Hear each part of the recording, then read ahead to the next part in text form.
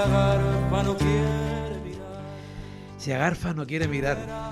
¿Quién nos recuerda este tema del taller canario? Seguro que nuestro invitado Nares García lo ha escuchado más de 1000 veces. Nares, buenos días o buenas tardes ya. Hola, buenas tardes, Javier. ¿Qué tal? Nada, aquí escuchando, buscando términos, palabras. Cuéntanos un poco, si tuvieses ahora en una clase de instituto, tuvieras que hablar del habla canaria, de nuestra manera de ser a los pibes, a las pibas y tal, ¿qué le dirías? Bueno, yo creo que lo más importante sería dejarles claro que toda persona lo que habla es una variedad, toda persona lo que habla es un dialecto y que pues nosotros hemos tenido la suerte de hablar el español de Canarias, que es una variedad tan legítima, tan importante como cualquier otra y de la que tenemos evidentemente que sentirnos orgullosos. Ya.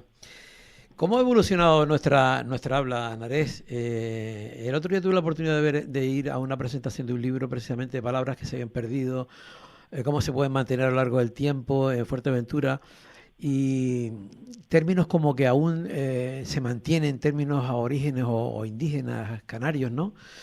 ¿Cómo es posible que se haya mantenido durante tanto tiempo? ¿Cómo es eso? Claro, aquí me hablas de guanchismos, ¿no? Digamos, la huella de la lengua o las lenguas de los pobladores prehispánicos de Canarias. Y claro, hay palabras que sí que se han podido mantener, pues porque de alguna manera corresponden a entidades que los conquistadores no conocían, ¿no? Entonces, pues por ahí viene que hayan mantenido las palabras con que los antiguos pobladores del archipiélago se referían a ese tipo de realidades que pues pueden ser desde palabras como tajinaste, tabaiba, gofio, etcétera. Y eso es lo que ha permitido que se mantengan, claro. Claro. Y eso, dentro del mundo, por ejemplo, cuando has tenido la oportunidad de, no sé, de estar en contacto con gente, con lingüistas, tanto españoles como de otros lugares y tal, el que se mantengan esos términos aún vivos, porque están vivos, ¿no? De alguna manera a los estudiosos les llama la atención. ¿Qué suelen comentar de eso? ¿Que todavía está vivo la historia?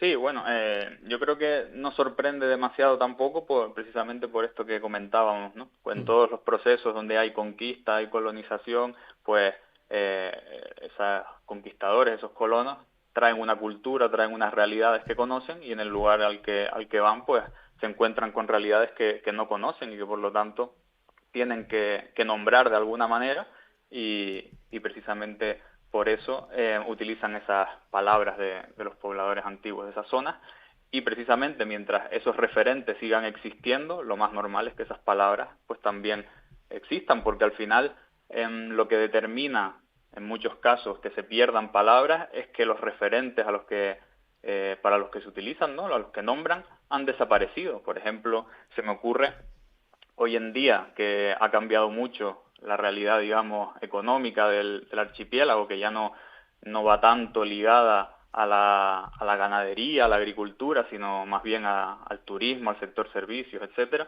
pues hay palabras precisamente que son propias se me ocurre, la agricultura, que están desapareciendo también por la tecnificación, porque el avance provoca que determinados utensilios que antes eran muy comunes, claro, hoy en día ya sean más extraños por la tecnificación que permite ahorrar tiempo, permite ahorrar dinero.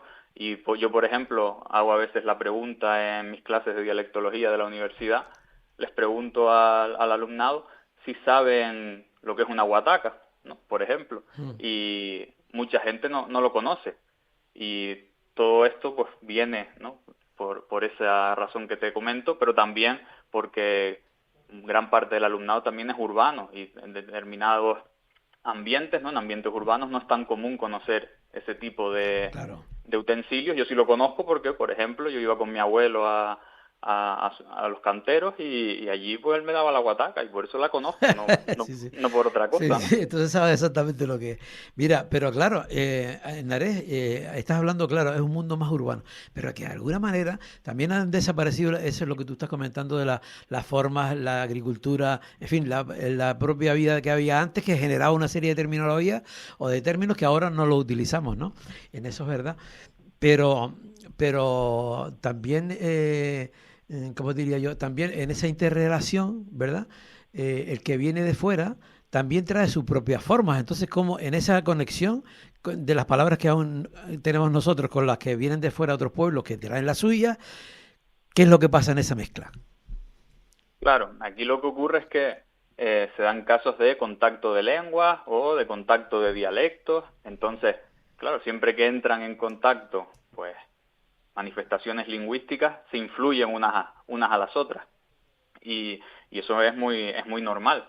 Por ejemplo, hoy en día en el habla de, por ejemplo, de los jóvenes y no tan jóvenes, hay muchos anglicismos, por ejemplo. Hoy en día el inglés es la lengua extranjera que seguramente más préstamos nos da al español. Y cuando hay también contacto de variedades dialectales ocurre lo mismo. Todo el contacto pues provoca ese, digamos, trasvase de términos y de palabras que bueno, van de la mano con la evolución de la lengua, que al final es un organismo vivo que evoluciona y va cambiando a lo largo del tiempo, igual que yo no hablo igual que hablaban mis abuelos o mis bisabuelos, pues mis nietos no hablarán igual que yo y así va evolucionando la forma en la que nos expresamos. Claro, claro. Te voy a presentar a Paco, porque Paco Denis, que estuvo hace un momentito hablando aquí con nosotros, te va a intervenir, te va a preguntar. Y antes de eso, yo te quería decir que en esos términos que decía que de tu abuelo y todo eso, ¿no? Que hay que ver las cosas como han ido cambiando, ¿no? Porque si es verdad, Paco hablaba antes, que ahora te comentará, de unos brotes verdes que efectivamente que se nota ahora un auge en la gente joven, por ejemplo, a la hora de defender esos términos, ¿no? Parece que buscamos esa identidad, ¿no? Diciéndolo, no, aquí se dice de esa manera, aquí se habla así, ¿no? Yo no sé si en este momento atravesamos esto o esto lo habemos atravesado otros momentos, pero en el que buscamos como esa identidad, reafirmarnos de alguna manera. Yo lo que te quiero preguntar es que todavía tenemos esa sumisión de pensar que el lenguaje o las palabras que vienen de fuera tienen más fuerza que la nuestra. Parece que ahora no lo sé. ¿Tú cómo lo ves? Yo creo que eso es un tema que depende mucho de la persona. No, yo creo que no es algo que podamos generalizar, pero conozco a gente que tiene una actitud hacia el español de Canarias, hacia la forma en la que habla, muy positiva y está muy orgulloso de cómo habla, de las palabras que utiliza, pero luego puede haber gente que a lo mejor, pues por determinadas cuestiones que son extralingüísticas, que tienen que ver pues con temas de prestigio, de actitudes hacia ciertas formas, etcétera, pues pueden considerar que pues otras variedades son más prestigiosas, le van a aportar mejora social, etcétera. Yeah. Pero yo el mensaje que daría es que eso, pues por lo menos desde el punto de vista lingüístico, no se sostiene. Cualquier variedad es igualmente válida, igualmente legítima y tiene la misma dignidad, porque al final todos hablamos una variedad del español, todos hablamos un dialecto, nadie habla el español con mayúsculas, sino que todos hablamos una variedad del español, y precisamente pues por esos rasgos comunes que tenemos todos, que al final son la mayoría. Tenemos rasgos que nos diferencian, pero el grueso de lo que hablamos es compartido, por eso nos podemos entender un canario con un madrileño, con un argentino, porque en esencia hablamos con la misma lengua. Paco. De acuerdo, ¿cómo se oye esto? ¿No? Claro. De acuerdo con todo lo que estás planteando, ¿no? Yo añadiría que cuando tú planteabas lo del trasvase, ¿no? De unas palabras a otras, también tiene que ver con la utilidad de las mismas, ¿no? Esto, digamos, evidentemente, pero yo creo que también el trasvase está inmerso en unas relaciones de poder, ¿no? No todas las hablas o los idiomas tienen el mismo poder, ¿no? El inglés tiene mucho poder. Esto no se expresa de múltiples formas, no solamente en la propaganda, en los productos que se venden, sino que además se ha establecido casi como idioma universal, como un nuevo esperanto. Y todo eso asociado a un poderío económico político, también la gente tiende a otorgarle más prestigio, ¿no? Entonces ahí se da un proceso también de imitación, ¿viste? Entonces es verdad que hay una parte de la población que se siente orgullosa y se resiste de alguna u otra manera ¿no? A traducir sus propias palabras. Pero hay otras personas que, digamos, se naturaliza, ¿no? Una imposición, que no deja de ser una imposición porque es el mayaque constante, ¿no? Y luego, yo escribí hace muchos años un artículo que está publicado en una revista del Museo Canario que se titula Hablas Canarias y Poder, ¿no? Trabajé con Humberto, con Marcial Morera también de la facultad, ¿no? Hablas Canarias y Poder. Entonces, por ejemplo, las normas prestigiosas están asociadas a los grupos humanos, aquellos que ostentan una posición de poder, ¿no? Que en un momento determinado la hacen valer como la norma culta o la norma estándar, esto es verdad, ¿no? Y todas las demás son bastante desprestigiadas. Eso afortunadamente es un hecho que ya se maneja bastante en todas las facultades, ¿no? Y luego sobre el tema de los contactos, yo quería alertar sobre una cosa, por ejemplo, la pervivencia de la lengua amasig o la lengua guanche, por decirlo de alguna forma, esto no, que tú llamabas prehispánica, pero por ejemplo yo quité de la ley, fui ponente de la ley de patrimonio, la palabra prehispánica no existe en la ley, porque no se puede definir a un pueblo no, los que llegaron después, ¿entiendes? En todo caso, los otros también podría ser posguanches, ¿no? Pero entonces todas esas cosas se fueron quitando, ¿no? En la toponimia de Canarias presenta una riqueza enorme en la lengua originaria aborigen, ¿no? Y entonces, por ejemplo, en estos momentos estamos observando cómo hay una tendencia civilina lenta a la pérdida de esos mismos. Por ejemplo, en el norte de Tenerife la palabra Daute, hay un barrio que se llama San Pedro Daute, eso era la comarca de Daute. ¿Viste? Daute ya lo quitaron del letrero. Santa Lucía de Tirajana, ya quitaron la palabra Tirajana, que además es de donde es mi madre, y se quedan en ¿cómo se llama esto? En Santa Lucía. Aguere, que todo el mundo podría aceptar perfectamente, que Aguere es la laguna, pues desapareció, si es que alguna vez estuvo. Entonces, se introdujo en la ley de patrimonio también la posibilidad de que los ayuntamientos reclamaran una señalética de carreteras bilingüe, al objeto de que esas palabras no desaparecieran, porque si no se escriben y si no se hablan, el problema es que se normalice, ¿no? Y aquí lo que se está normalizando son una serie de anglicismos. Sí. Hola, perdona. ¿Narés? Sí. Ah. Sí, estaba escuchando. Ah, vale. La señora se puso al tema. No. Termino, ¿sabes? Que si no se normalizan esas cosas desaparece y es una pérdida, y tú sabes también, al igual que todos los profesores, que perder una sola palabra es perder un legado, perder una sección, ¿verdad? Perder una riqueza léxica que garantiza esa diversidad, ¿no? Por eso quizás, enlazando con lo que estábamos hablando antes, las canciones estas del Quevedo, que a mí musicalmente la verdad me rellenan mucho, pero sí he analizado muchas de sus palabras y sus cosas, pues significa un revulsivo, ¿no? Por ejemplo, la palabra baifo es algo que a mí me trabó. En Gran Canaria nunca hemos dicho cabrito, ¿no? Y entonces, cuando yo voy a Fuerteventura, vengo a Tenerife, todo el mundo decía, la cría de la cabra, cabrito, ¿no? Y nosotros decíamos baifo. O un tenique para una piedra, ¿no? Entonces parece que esas palabras, está a la hora la gente joven, aunque sea en la canción, esto, ¿no? Ya no tiene que necesariamente estar detrás de las cabras, aunque hay mucha gente que también sigue, pero ya la conocen, ¿verdad? Y la pueden utilizar perfectamente.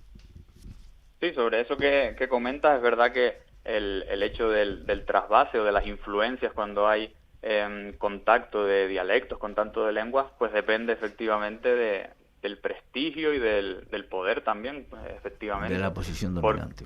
Porque al final, pues todo lo que tiene que ver con la lengua tiene también un punto extralingüístico que influye mucho en cómo hablamos, en las decisiones que tomamos, etcétera, y que va más allá de lo puramente lingüístico, claro. Nosotros intentamos movernos dentro de lo que es lingüístico, pero también analizando cómo lo extralingüístico nos afecta. Y sobre lo que comentabas de la pérdida de las palabras, claro, evidentemente cada vez que se pierde una palabra, pues de alguna manera estamos perdiendo un legado, pero es verdad que el léxico también es la parcela, digamos, que más cambia dentro del idioma, es la más permeable a los cambios, donde siempre hay más entrada de unidades, salida de unidades, entonces perdemos por un lado, ganamos por otro, siempre eso ocurre así. Luego es verdad que la fonética y la gramática, que también son, pues la fonética seguramente lo más distintivo, ¿no? de las variedades. Cuando escuchamos a alguien hablar, enseguida decimos, esta persona es de Argentina, esta persona es de Canarias, porque es verdaderamente identitario el plano fónico. Entonces, mientras haya canarios va a haber español de Canarias. En ese sentido no vamos a perder nuestra manera de hablar.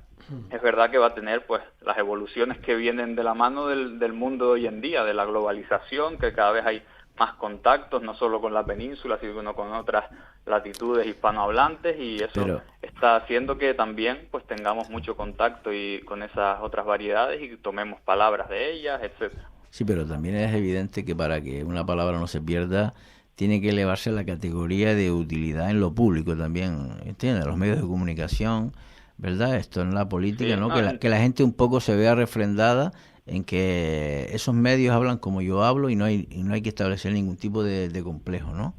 ¿Sabes? Claro, No los medios de comunicación son también muy importantes. Y es una evolución, Nares. Por ejemplo, una evolución o una involución, por ejemplo, tú antes comentabas, no, se dice, esta persona es de Canarias porque habla de esta manera y tal, pero cuando, por ejemplo, vemos ahora mucha gente que utiliza el vosotros, por ejemplo, o el os o no sé qué, ¿no? Gente canaria, o sea, evidentemente hay un trasvase y estamos adoptando otros modelos que no son nuestros, ¿no? Bueno, por lo menos, aunque lo de vosotros se ha utilizado, por ejemplo, en otras islas, pero bueno, quiero decirte que en general, ¿no? Como una palabra canaria total, ¿no? Y vemos que muchísima gente joven utiliza el vosotros. Bueno, no tanto. No, sí. Bueno, yo diría que sí, que es evolución, porque en la bibliografía, de hecho, se habla de que el cambio del vosotros al ustedes se produce más o menos a finales del siglo XIX y que viene de Andalucía occidental, que son, podríamos decir, nuestros padres lingüísticos, pues, se podría decir, porque nuestra forma de hablar está muy relacionada con la de la Andalucía occidental. Entonces, claro, y a eso hay que sumar también lo que tú comentabas, por ejemplo, en La Gomera hay usos tradicionales del vosotros y sus formas asociadas, en La Palma también y en Tenerife en ciertos puntos, aunque de forma más residual, ¿no? Porque ya está, digamos, relegado a hablantes mayores, rurales, ¿no? Entonces eso probablemente termine en esos hablantes, termine desapareciendo, pero luego también es verdad que tenemos mucha influencia, digamos, de variedades que utilizan el vosotros. Nosotros cuando ponemos la tele en una cadena que no sea Televisión Canaria, por ejemplo, o que no tenga esa parte dedicada a Canarias, pues normalmente lo que escuchas es la variedad septentrional, aunque hoy cada día más, es verdad, escuchamos a presentadores, locutores, etcétera, que con mayor diversidad dialectal, podríamos decir, ¿no? Andaluces, etcétera. Sí, pero entonces, lo de los medios de comunicación es bastante imponente, ¿no? Y hasta el otro día y todavía se considera la norma culta, la norma, digamos, estándar, la modalidad centro-norte peninsular. Esto es verdad que hay más variedad, se está incorporando, no sin problemas, ¿oíste? Y sin conflictos los andaluces también y otros pueblos, ¿no? Pero, por ejemplo, yo creo que esto es una manera de frenar eso, porque, bueno, si estás en una relación de poder, insisto, es una imposición también, ¿no? Y pero eso llevaría muchos años, y eso genera bastantes complejos, sí, claro. De ese español completo, pero mira, a mí ¿no? me llama la atención, por ejemplo, una campaña que está haciendo el Cabildo de Gran Canaria, esto, ¿no? Del vosotros por usted, igual que otro tipo de campañas que se están haciendo también, por ejemplo, para reciclaje, ¿no? Con polcas canarias, las polcas basureras, creo que se llama, que está saliendo en la tele. A mí eso me parece interesante, ¿no? O, por ejemplo, no sé, la petición, recoger la propuesta que hay en la ley de patrimonio, que los ayuntamientos también soliciten en aquellos sitios donde hay bastante consenso para poner la señalética de carretera en bilingüe. Eso le da una entidad pública, ¿verdad? Esto es formal, si quiere. Entonces la gente ya no tendría complejo, ni tendría por qué, con un paso del tiempo, de utilizar también esas palabras. Además, yo creo que es un reclamo bastante, ya he puesto a hablar del turismo, ¿no? Lo que no se puede hacer, y termino, es en una discusión que se mantuvo en el Parlamento cuando estalló el volcán de Tajo Gaite. Entonces ahí hubo una discusión, ¿oíste? ¿Qué nombre se le ponía al volcán? Porque la gente decía el volcán de La Palma, el volcán, el Tajo Gaite. Entonces yo opté por Tajo Gaite porque el conservador de toda la parte patrimonial que era Jorge Páez Páez, ¿no? Que era una eminencia de la arqueología canaria. Él dijo que fue en Tajo Gaite, se llama Tajo Gaite y punto. Entonces yo defendí lo de Tajo Gaite. Y recuerdo que hubo intervenciones, hay una intervención que a mí me dejó totalmente fuera de juego. ¿Viste? Te lo juro que iba con todos mis argumentos preparados para defenderlo, pero entonces una persona del Partido Popular me dijo que ella estaba en contra de la palabra Tajo Gaite, y era palmera, porque el nombre ese era poco turístico. Entonces, yo me quedé fuera de juego, y que le digo yo a esto, como que poco turístico. Entonces pensé todos los nombres, yo qué sé, que habría que cambiar para que el turismo se sienta, ¿no? Lingüísticamente cómodo, digo, joder. Tenicosquey, Hinijinama, Timijiraque. Entonces, en fin. Oui. Mira, Narés, antes lo que comentabas de poder y tal, realmente cuando teníamos ese español que abarcaba todo, yo creo que ha tenido que pasar tantos años, tanto tiempo, para que podamos de cada zona, de cada territorio, reivindicar aquel espacio del español que se trabaja y que se habla en ese lugar, ¿no? Fíjate tú, tantos años que han pasado para todavía estarlo hablando, ¿no? Sí, claro, en cada zona lo normal es que se mantengan las peculiaridades lingüísticas que tiene cada variedad. Otra cosa es que, claro, desde ciertos grupos o ciertas esferas se considere que pues determinada variedad es más prestigiosa, pero como les digo, eso es extralingüístico, digamos. Eso son creencias, son actitudes, pero desde el punto de vista lingüístico no hay ninguna que sea mejor que otra. Eso es lo primero que te enseñan cuando entras en la facultad. Es desterrar, si es que la tienes, ¿no? Esa creencia de que por tú hablar, por ejemplo, español de Canarias, hablas peor que alguien de no sé dónde. Pues no, eso es también una cuestión relacionada con el propio hablante, con la formación que tiene, con la soltura que tiene a la hora de utilizar su forma de expresarse. ¿Se puede decir que alguien habla mal? Pues en principio, mientras nos comuniquemos, estamos consiguiendo el objetivo final de la lengua, ¿no? Pero pues puede hablar mal alguien que no maneje, digamos, los mecanismos de la lengua para hacerse entender, por ejemplo. Total. Bueno, Narés, pues yo te voy a proponer una cosa, que aparte de que les enseñes y que preguntes por la guataca, pues llévatela también a la facultad y sale un poco ahí por fuera para que le dices cómo se trabaja. No, pensé que se utiliza. Pensé que te iba a decir que te lo llevaras a la finca y bueno. a sallar las papas. Pues nada, Narés, gracias por haber estado con nosotros, por haber opinado, por haber estado hablando un poquito del habla canaria. Y es un tema muy amplio. Por la invitación.